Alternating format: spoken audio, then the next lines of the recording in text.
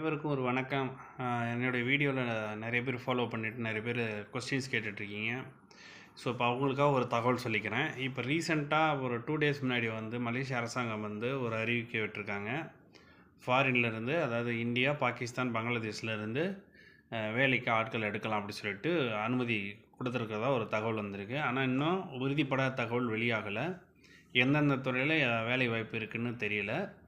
அது இன்னும் தகவல் வெளியாகலை. ஆனால் சொல்லியிருக்கிற வேலை அப்படின்னு பார்த்திங்கன்னா, தூய்மை பணியாளர்கள் அல்லது அந்த க்ளீனிங் வேலை, அந்த மாதிரியான வேலைங்க. அழுக்கு சார்ந்த வேலைகள், அதாவது மலேசியன்ஸ் செய்ய விரும்பாத வேலைகளில் வாய்ப்புகள் வழங்க அனுமதிச்சிருக்கிறாங்கன்னு சொல்கிறாங்க.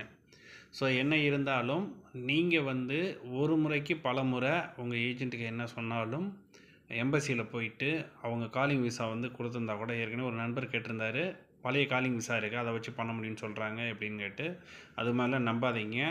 பழைய காலிங் விசாலாம் எக்ஸ்பைர்ட் ஆகிருக்கும். ஸோ எதுவாக இருந்தாலும் அவங்கள்ட்ட அந்த காலிங் விசா காப்பி கேளுங்க.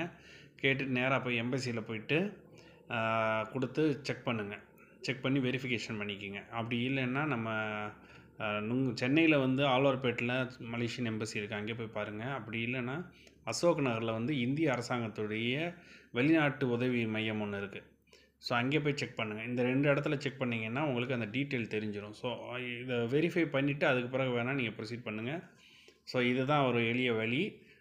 இப்போதைக்கு இருக்கிற தகவல் இது. பிற்பாடு நான் வரும்போது இன்னும் தகவல்கள் நான் உங்களுக்கு வெளிப்படுத்துகிறேன். நன்றி, வணக்கம்.